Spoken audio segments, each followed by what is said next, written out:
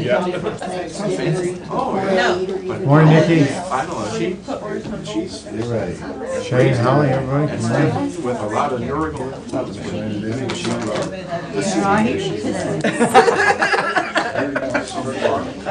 Okay, I will call this meeting of Sunday County Commission to order for Tuesday, November 6, 2018.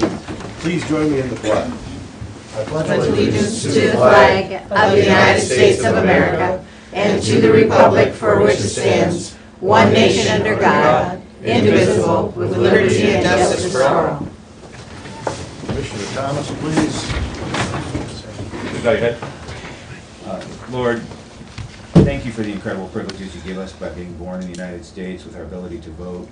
Pray for the souls who have lost their lives in an effort to try to vote. Please guide us as we contemplate your will today. In your name we pray. Amen. Roll call, please.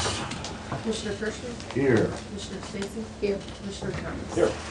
Okay, so I'll accept the motion to approve the digital audio video recording of our previous board session held Tuesday, October 30th. So moved. Thank you. Second. Thank you. Roll call, please. Commissioner Thomas? Yes. Commissioner Stacy?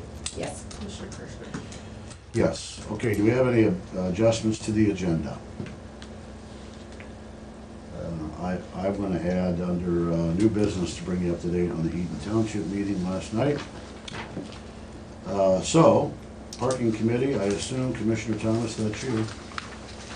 We have a dignitary here to explain the status of the parking study that we in part funded. So if Mr. Zach would like to bring us up to speed on. I would object to the term dignitary being applied. Other than that, I'm happy to be a person that is going to talk about the parking study. So. And thank you, David, for all your hard work on Sure. guiding this process. Everybody knows guiding judges, city, and county into a collective process is a challenge. So there are many final revisions on this project, and you never lost your cool. So I appreciate that. We need that steady hand. We'll keep trying to live up to that. So what I'd like to do today is not necessarily go through every page, but what I'd like to do is do a high-level summary and then dive into specific pages that would back that up. So the study, which, you know, to kind of lay the groundwork for this, it took place, oh goodness, from the time I started talking about it, probably at least a year. There was some discussion with the parking committee on how to address some of the issues with parking, and the state capital budget was coming up. Instead, there was some discussion about, hey, if we ever want to position the community to be able to get a parking garage and receive funding from sources like the state capital budget and other sources, that we would need to have a study done which validates the need, which estimates the cost, and looks at where such a garage could go. And so we started to work with Craig Gossman, who in various contexts has done both of the downtown plans. There was a plan done, what we call the Downtown Strategic Plan, between 2008 and 2010. And then there was a Downtown Strategic Growth and Development Plan that was done in 2016. And so Craig took up the charge, and there was money committed by three entities: the judges, the county, and the city. It was an $18,000 study to look at what the parking needs were based on the existing and new forces. Then there was a site selection, a little bit of a site selection study done for a potential parking garage. And then lastly, there were some conclusions and recommendations coming out of the study. And so, in a nutshell, when you do all the math, which we'll go through, when you do all the math, the parking gap is estimated to be about 2,272. But that's a theoretical gap based on some assumptions, but will be a potential need when things reach a very high occupancy. The second component is looked at 4 sites, and the site of those that were looked at that was deemed to be the most recommended site based on current criteria, the Commissioner's parking lot, and this site potentially with the building. And then lastly, there were some recommendations. It did not recommend you go build a parking garage. So the study did not say go build a parking garage. It said here are some short-term things you can do to make parking more accessible, that there is a perceived parking problem as part of the issue. But it also said if you want to do a parking garage, do it as a mixed-use project, don't just do a garage. Secondly, it said make sure that you can convert it later on to a regular use. If you're through autonomous vehicles and or just the way development goes, you want to use that for any kind of, just regular development. And there's ways to structure the garage so that you have levels as opposed to it all being slanted. If it's all slanted ramps, then it makes it very difficult to convert that later on. So that was another recommendation. So fundamentally, that's what the study did. So I'm going to kind of guide you through. It also said, it also recommended looking at a public-private partnership for the garage. And, so that would allow you to both take advantage of private sector as well as grants at the federal and state level using concepts like multimodal, et cetera. So that's the big picture overview.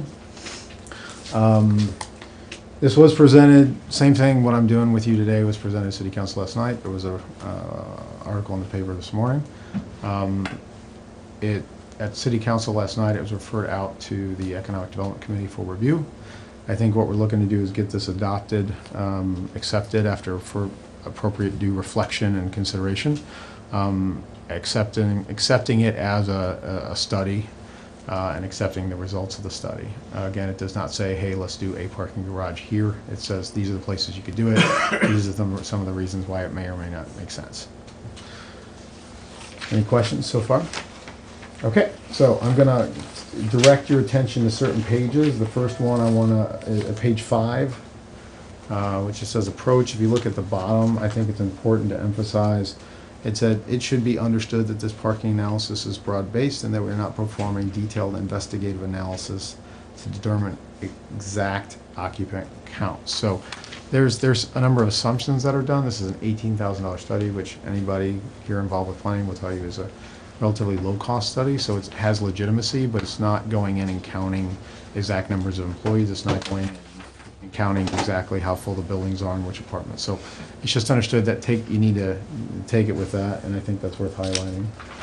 The next thing I want to highlight to you is page 11. So page 11 says that the current available spaces, parking spaces in the downtown, 1,115. That's public and private. And that's kind of the current available inventory. So that's kind of what you're starting with. If you go to the next page, which is page 12, so that's kind of what do you got, and what do you start taking away, and we'll do that math a little later on. But there was an estimate, downtown daytime and nighttime users per day. So the courts and the judges and everybody were asked kind of what are the, and this was massaged and developed over time or refined over time. How many people are going to be coming in for trials, how many people are going to be coming in, et cetera, and as well as residents. And so there was a number, and if you add those together to err on the side of caution, you get a little bit up near 2,400. So again, you have inventory, you have use. I want to take you to page 17. Page 17 is a description of, you can see the area being looked at. It's really north of, really kind of around Madison Street all the way up to the river. And you can see all the lots there. You notice that the lots over on the river that have been announced that there's an intention to develop those city lots. So that's currently in review. So that's why those are asterisks. So even the numbers that we have on the inventory, those could disappear in terms of being publicly available. Which takes us to, let's go to some of the math. We're going to go to page 26. So to show, so you got visitors and people living there and coming in. Then the consultants are going to do what's called a potential demand exercise, and that's to say, okay, well, you need so many parking places per 1,000 square feet of building being used for certain uses. And so what they're going to do is they're going to estimate the total amount of square footage on the ground floor and the upper floors, and then you take out different things and you come up with exactly how many parking spaces you need for the buildings downtown. So I'm going to go into this a little bit of detail. Just on the ground floor, if you look at page 26, so there was an estimate per quarter block. There's 6.5 blocks, 6 blocks that they looked at, and about 30,625 square feet per quarter block. Multiply times 4, you get this estimate of 122,000 gross square feet per block. You subtract that by 50% because you know you don't have all this land of a city block in just one building. You have lots and you have space, and so saying, okay, about every block is about half covered with buildings. That's what that means. If you go down from that, you multiply it by 6.5 blocks, you get the total ground floor square footage in the target area. And then because a building isn't just space that you can occupy, there are walls and shafts and other kinds of areas. You do a further reduction, in this case 25% reduction for wall, shaft separations, etc. So as far as leasable ground floor area, you have about 300,000 square feet, the 298,594. And if you 3 cars per estimated per 1,000 square feet, and you run that math, it says, okay, based on those 6.5 blocks, you got about 896 spaces that are needed when those are at kind of full occupancy. That's what that number means. The same calculation is done on the following page, on page 27. For the upper floors, the only real difference between this and the previous calculation is that if you look on the left-hand side, upper floor uses calculation at the bottom, it averages, you're going to multiply that same number, the 298,594, same math, by 2, because there's an average of 2 floors, above. So some buildings are taller, some buildings are less than 3 stories. So this is saying on average with the buildings that you have, the average is kind of 3 stories. And then it also does a little bit of a differentiation based on use, saying that you're going to need different amounts of cars per 1,000 square feet based on the use. Residential is going to be a little less. If you have David, office, one it's a little assertion more. here. Sure. They talk about floors 2 and 3, et cetera. Hmm? Is there any calculation for occupancy in that? That's coming. Okay. So There's a discount. This calculation just assumes. Full. Yes, the discount for occupancy is coming. Okay, all right. So that's it. That's a great point. So you're already going where they're going to go. Right. So you get the 1102 when you add up all that. So again, full occupancy, you get 896 and 1102.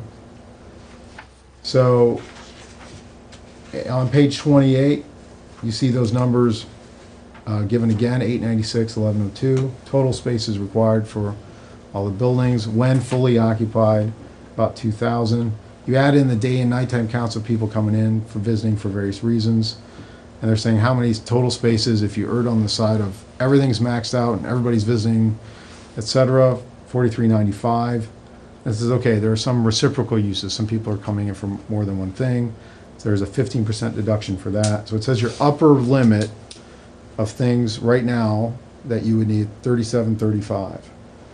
So if you take that number, again, the discount for occupancy is coming, and you look at page 29, kind of summarizes this.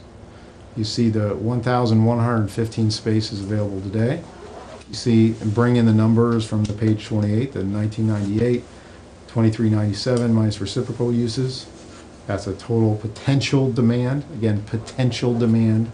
It's not the existing demand. Potential demand of 3,735, and if you go 1,115 minus 3,735, you identify a potential parking space shortfall of 2,620. Now to Commissioner Kirschner's very insightful comment, you go to the next page, page 30, you're going to see it starting with the 2,620, and then you're going to say, it says, as the previous review indicates, the parking shortfall is based on 100% occupancy. Based upon available information, we estimate the current occupancy in the downtown target areas as follows. Ground floor 85%, upper floor 75%. So there's a further discounting done of the ground floor and upper floors. It estimates the shortfall of a little over 2,000 spaces, 2,272. Okay, now, are we taking into account, David, the miscellaneous spaces that we have around here? In other words, if you go outside here, this office, there are apartments above or beside what used to be Newberry's Deckers. And there's like 5 cars that are parked there. Okay, there's like, beside our office here, for example, there's 3 spaces that you can or can't use, depending on whether you want to or not. As I watch in the morning, a number of folks who work in the law offices on Jefferson or Madison here are using part of Calvert parking lot as we speak. So there are a lot of, I don't know how many, but there are certainly a number of spots. We used to have, on 81 Jefferson Street, there were, spots behind there that people use. It really wasn't a parking lot, but it was space. So I just, as a question, I just. The answer is no. How many The miscellaneous study was spots? not that sophisticated. Okay, because there are, like that, well, I don't know, therefore I don't know which ones are counted and which ones aren't, because there could be another. So the ones that are I would say up to counted, 50 spaces that really aren't a parking lot, but they're used for apartments, they're used for specific businesses.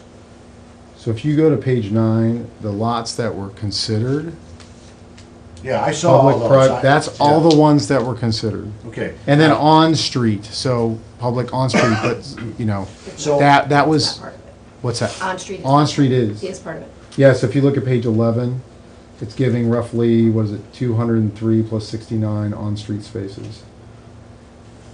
Parking spaces, but it isn't as sophisticated to encompass probably all the parking spots in the And downtown. another point of clarification, since Yeah. we're going back a little bit on 12. We Page talked 12, about, I'm sorry. Subtotal. Page 12? Okay, yep. We talked about subtotal of 2,067. And we break that down, city employees, county employees, et cetera. But do we take into account that many of those people are interim parkers? Community court visitation, they aren't gonna be there all day. County court visitation, they aren't gonna be there all day. Many times, the county miscellaneous, they stop in the office here for a question and they get in their car and go.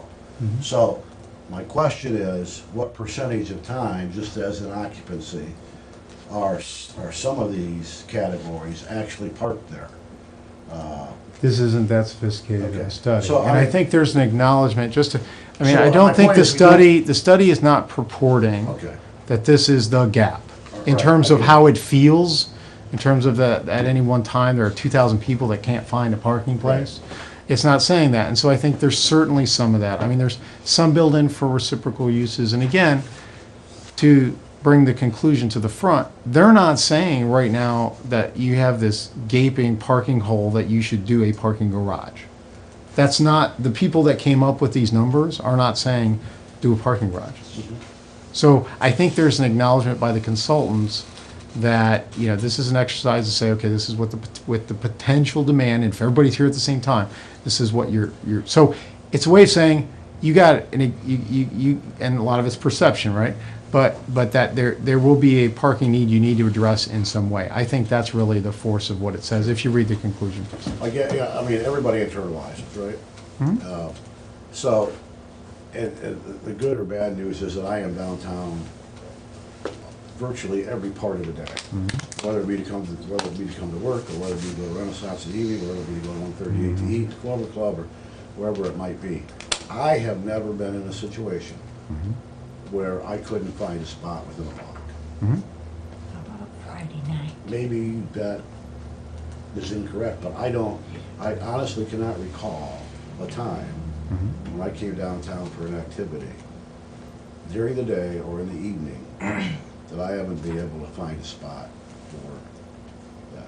I'm not saying that we don't need more spots. I'm just saying that the sense that I have is that if you're coming downtown in the evening, there will be a spot available for you to go within a block. I mean, you might have to walk 2 blocks, but certainly within 2 blocks. I don't think, I mean, is that- I think that's true, and I don't think that necessarily contradicts what the study is saying, because I think you have a lot of those buildings that haven't been developed. I mean, if you just take the Laird building as an example, Okay, yes, it has a 3rd floor, but that whole 3rd floor is vacant. yeah. There are some apartments here and there, and there are a lot of buildings that are being developed. So there's a lot of this space in the potential demand exercise that are in the, I think we would all agree there's more traffic in town, there's more people parking, which is a good thing. But I certainly don't want the study to represent or contradict your impression that if you go downtown, you can find a good parking place. I mean, there is acknowledgement sometimes that there's a perceived parking issue. Sure. But I think what it is saying is that if things continue on its current course, and things continue to develop, that there will be an increasing Well, need I think we have for to consider the other side of perceived that, too. parking. The other side of that is, Mhm. are there any plans to use any other lots for development? I mean, that would take those out of the equation, and that would exacerbate the problem by virtue of the fact that whatever they did there would require more parking, plus they're removing parking. So, part of the study, I think, has to be a downtown development plan that says, you know, lot 7 is for sale.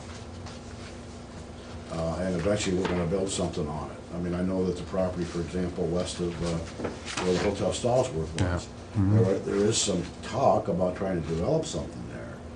And if that were the case, and a building went up there, Mhm. not only would it take away spaces, it would cause a need for more spaces. So, yes. To be as comprehensive as we can about all this. So no, I. That included. Yeah, so I mean, again, so everything you're saying, Commissioner, in my opinion, is correct. So you have, and I think there's in the study an acknowledgement of the two sites that in the 2016 Downtown Strategic Growth and Development Plan, which Right. did identify sites, which is what attracted an outside developer to say, oh, you got a plan and the sites for development, and I want to do something.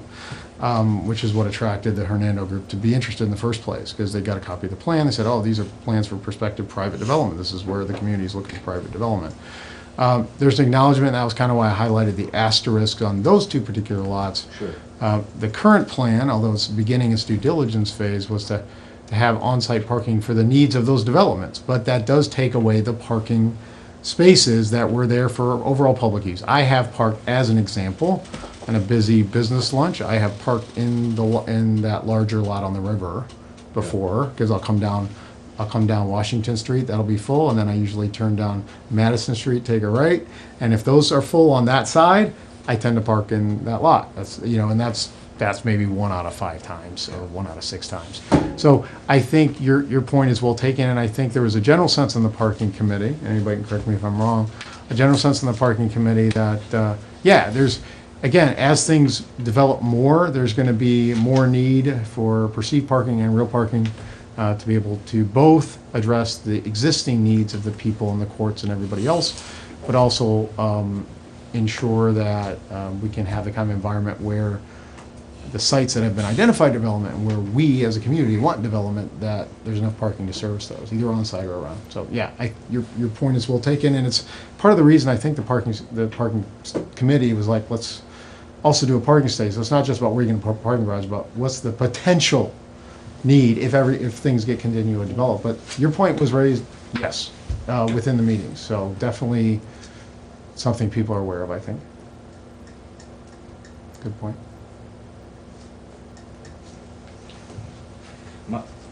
My two chief takeaways on this were that the alley improvements are important for reducing the perception of parking not being closed. That's one thing that is highlighted as part of the plan. And that this spot, the commissioner's spot, was the best spot for a parking garage as per this study, which I thought was, they didn't really rank order them, but that was the consensus. No, as we they did. They discussed. did recommend it. They Yeah. didn't rank order from 1 to Right. 4, but they said of those considered. For obviously not with respect to practicality or whether someone would want to, but The just opinion of the purely, commissioners. just purely on the basis of the configuration of the site, the location of the site, those kind of considerations. That was. And that lot 7 across from the Justice Center is not really that suitable for a parking garage, which was always kind of. Because of the footprint?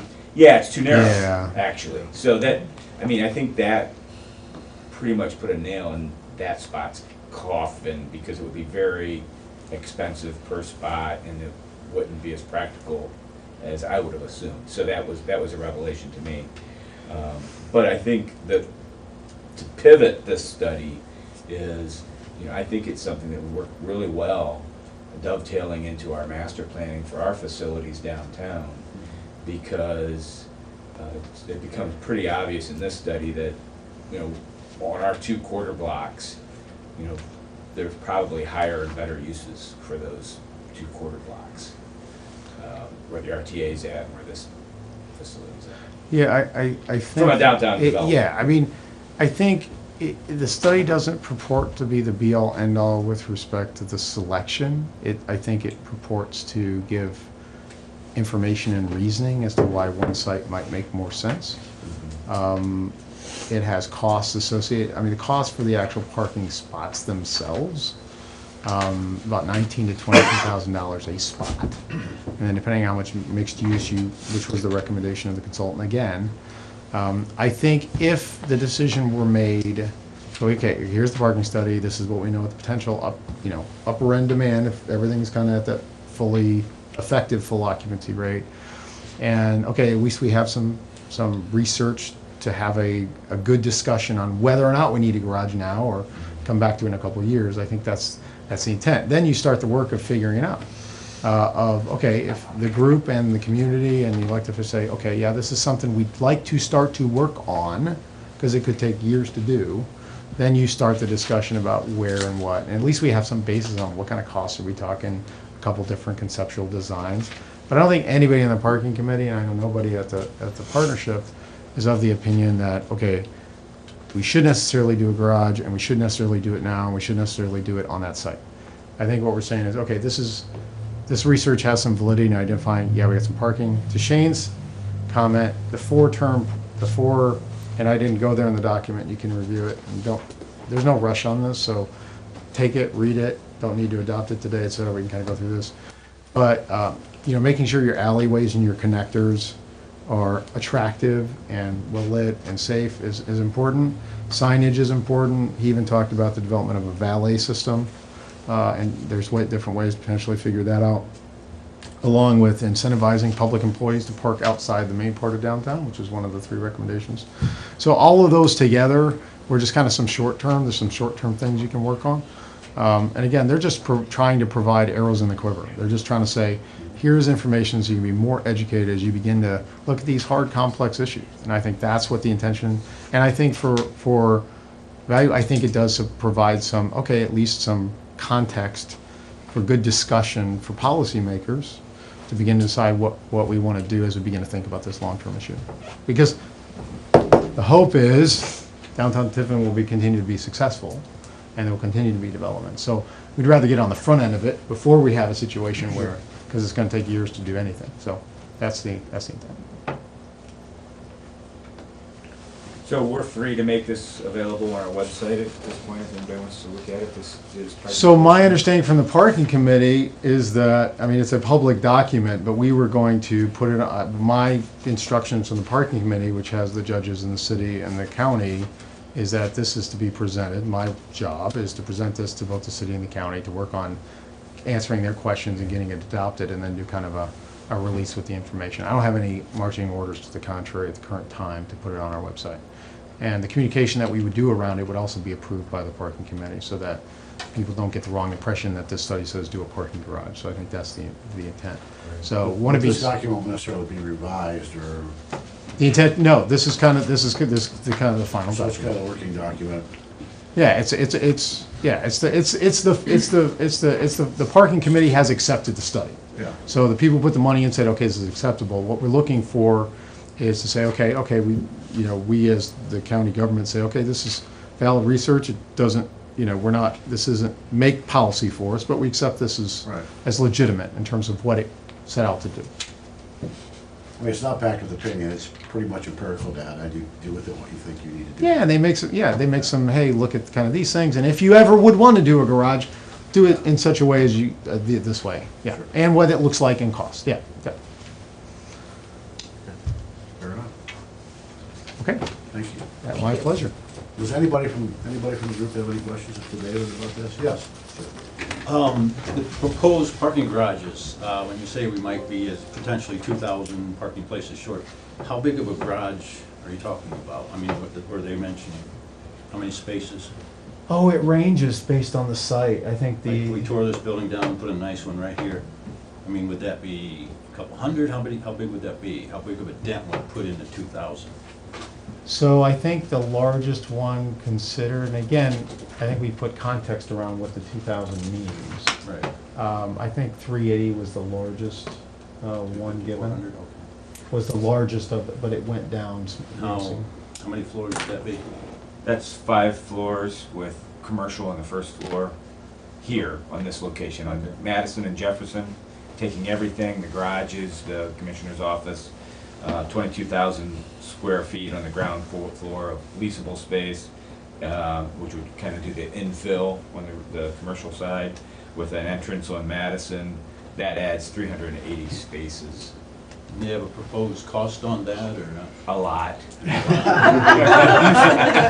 mentioned a number, Dave. So much of space you said, David? Yeah, so the 19 to 22,000 space. So strictly on parking, I think that's about 5.2 million. I think the projects in the document range from 6.4 to 11.6 million.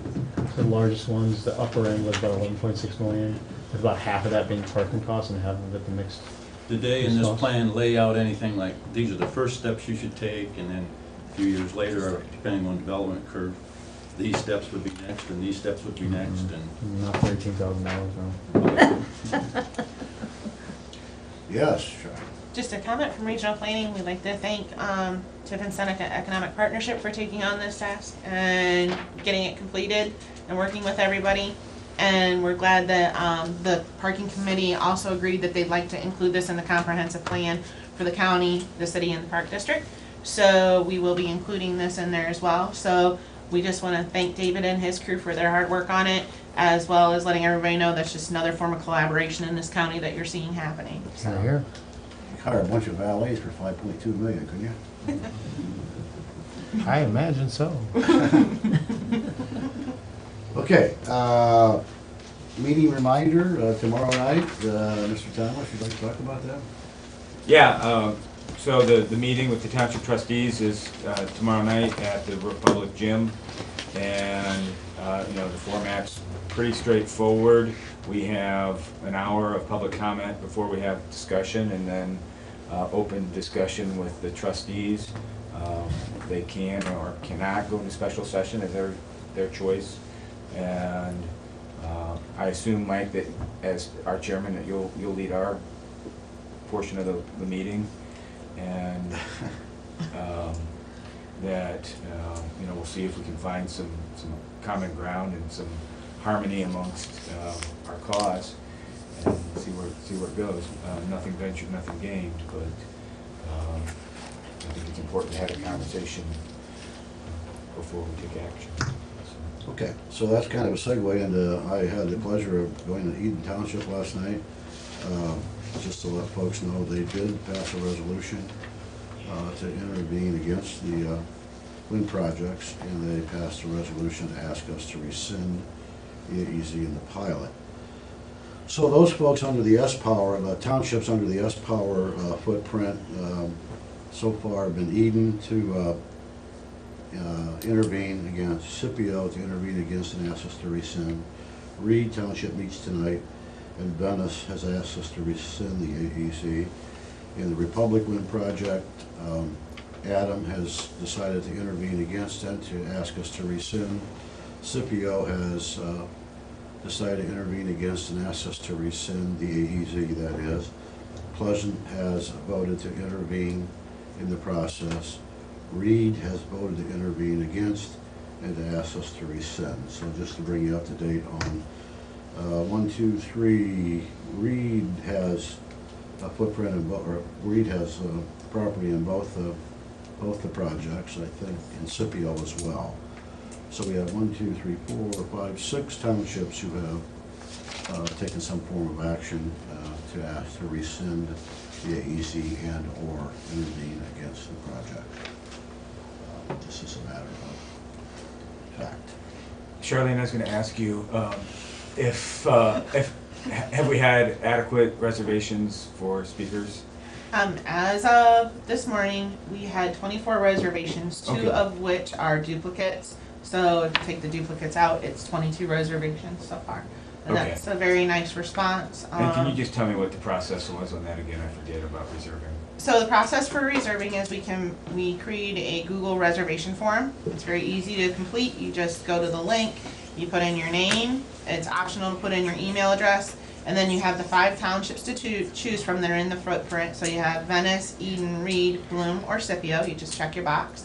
If you do not live in the footprint, you check the box that you don't live in it, tell which township you do live in. Or if you don't live in Seneca County, you check that box. Reason being that we did it that way is we want to make sure that the residents that live in the footprint of the project have the priority to speak.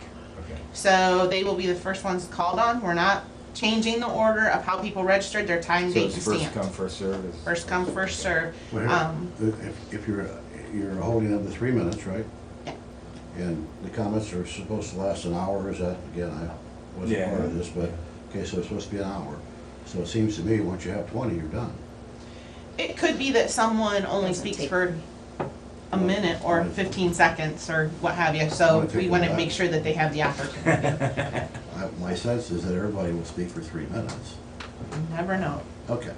And we do have a mic and speaker that will be there, so that we'll be able to hear people. Okay. So that's knowledge as well. Do you have a timekeeper?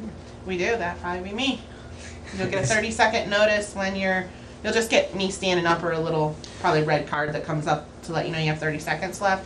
And then we'll just respectfully ask that that person end their You comment. get the or league there to sentence. do that, they've got plenty of practice, right? Fun timekeeping, yeah. All right, thank you for doing that, Shirley. Okay, anything else on the agenda? If not, we'll go to new business here and supplemental appropriations. Okay, I have good news. Hopefully, the auditor's office has our voting steps into the VIP system. So when after I get done reading them, voting, I'll push them through to you. And then you guys need to actually go in and hit approve. If you vote no, then you vote no, obviously. But, so this will be the first time we're trying this. Hopefully it works. If not, they can always fix it. That's why we're still gonna vote in session for them. We're telling everybody to digitize, so we're trying to Right. lead the way here. Yep, it just takes a little bit of getting used to, and that's what we're doing. So I have, we do pass a resolution approving all supplemental appropriations and appropriation adjustments submitted through VIP for November 6th. I have, and I'll go through these, I have a supplemental appropriations request from the engineer. He's putting $20,000 into his diesel fuel line, and he's putting $28,000 into his roads line, materials roads line. The next I have is for, bear with me, is victims assistance. And she has a couple of them. She has supplemental appropriations. She's putting $3,082.49 into her other expense. She's also putting $73,240.11 into her transfers outline. She's doing her closeout grant and opening her new grant. And then she also has, let's see, her reduction is, she has a supplemental decrease for a total of $8,074.60 from her various lines, because she's closing out her, all of her lines. Let's see, I did that one. Everything in red is a decrease? Everything in the red is a decrease, so the total of her decrease is $40,519.74. God bless her, we don't see those very often. Yeah, that's just from one year to the next, Okay. so, not saying that's not good. I have a supplemental appropriations for the sewer district for $2,330. It's for a sinkhole repair at the lift station. And then I have a supplemental appropriations for the general fund for $11,652. This is for the seal coat and crack fill at the airport county ramp, Taxiway, yeah. taxiway. Am I missing any? Just that one. You got the victims of crime grant on there again, but I don't know.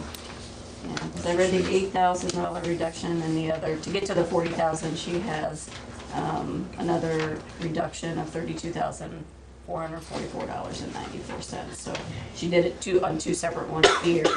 the 8,000 and the 32,000. Okay. And did that one, and it looks like those are all the appropriations. I do have a transfer request from Victims Assistance. Those we cannot do through the system yet. So she's doing her $73,240.11 from her transfers out to her transfers in to her other fund. I have a resolution placing Slingline Herbhard Tile, Seneca County number 12-360, District number 558 on permanent maintenance. And then I have a resolution authorizing Seneca County Job and Family Services to transfer emergency services assistance allocation for family reunification to Auglaize County Job and Family Services, and authorizing Kathy Oliver, Director of Job and Family Services, to sign the documentation. The total amount is $6,569.30. And I think that is all the resolutions I have. All right. Commissioners, what's your pleasure? Motion to accept I will as second. presented. I will second. Okay, roll call, please. Any discussion on roll call? Commissioner Thomas? Yes. Commissioner Stacy? Yes. Commissioner Kirschner? Yes. Okay, time has come for public comment. Anything from the time-listed folks here? Yes, yes, Dan. Thank you. I'm nervous, I wrote some of this stuff down. That's writing it down. so Name we can do and township. We I know know that you. part. Don't tell me I got that part. Okay. My name is Diane Hudak, and my husband and I live in Eden Township in the footprint of Seneca Wind. These wind projects are so wrong on so many levels, and the health factor is just one. There have been so many comments about adverse health effects from so many people around the world that there are too many to discount. You can roll your eyes all you want, but something is happening to people who live near industrial turbines. Not everyone, but not everyone who smokes gets lung cancer. Not everyone exposed to Agent Orange or asbestos gets sick. Professor Mariana Alves Pereira is a biomedical engineer with a PhD in environment science. She and her team have been studying low-frequency noise worldwide and in different industries for over 30 years. Industrial wind turbines produce a low-frequency noise that the human ear cannot hear. It's lower than that. The noise itself. Is that a prop? Really? Thank you so much. Because that noise would make you cranky, and heaven knows you don't want more cranky people in the. So, noise itself is a pressure hitting the whole body, not just our ears. Just like we cannot see X-rays, although we know they penetrate the human body, our bodies are adversely affected by industrial wind turbine vibrations and pressure waves we cannot hear. The pressure is dose related. How close, how dense, how long is the exposure? So, okay, how dangerous are the wind turbines to live by? What is a safe distance? Unfortunately, nobody knows. Nobody really knows. Dr. Alves Pereira has stated as recently as September that based on their objective scientific findings, she herself would not live within 12 miles of an industrial wind turbine. I've begun asking the wind project managers at their open houses and at commissioners' meetings, where do you live? How close do you live? How close is your house to a wind turbine? And it's been pretty enlightening, because they're all nice folks. Wouldn't you want to know? Bridget lives in California. She is the permitting project manager. Her county in California doesn't permit any wind turbines. Mike Goodwin, also S-Power Director Wind Construction. His home is 15 miles from the nearest turbine. Julio Lima, project manager. He is 10 miles. He's from Salt Lake City. Mike is from Utah. Dalton Carr is from Virginia, and his home is nowhere near industrial wind turbines. In fact, he has no idea where the nearest one's from. So most of us who live in this county on the eastern part would be less than 5 miles from at least one industrial wind turbine, according to documents filed by ATEX and S-Power to the Ohio Power Siting Board. And I believe that includes all of your homes, the commissioners' homes. Many of us would be living less than half a mile from more than one industrial wind turbine. And now there's a third project application at the siting board. So I'm asking you guys, you know, what are you thinking? What are you thinking? You are exposing all of us to health and safety effects. So I'm asking you, really, you've got to rescind the AEZ, because to wind companies, they come to AEZ counties like bees to honey, and we're sitting ducks. Oh, if I may say one more thing. Jimmy, congratulations on your job, and Thanks. make sure y'all vote. Absolutely. Yeah. Thank you. Okay, thanks, Dan. Anyone else? Okay, seeing none, we are